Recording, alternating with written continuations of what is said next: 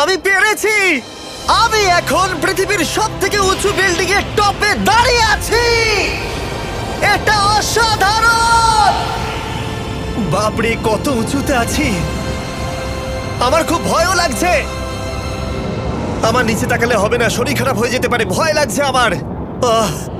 স্বীকার করছি, ফেস্টিভ্যালের স্বাদ মাটিতে ভালো লাগে, কারণ মাটিতে আমার পড়ে যাবার ভয় থাকে না, আমি উচ্চতায় ভয় পাই।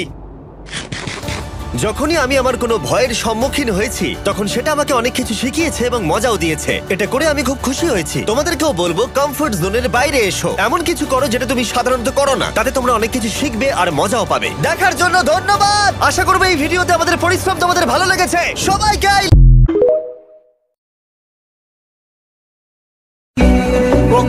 প্রথম সে দেখা, তারপর ভালো লাগা, আমার মনের আবেগে তোমায় ভালোবাসা, তোমায় নিয়ে ডেলি দেখি কত রঙিন আশা।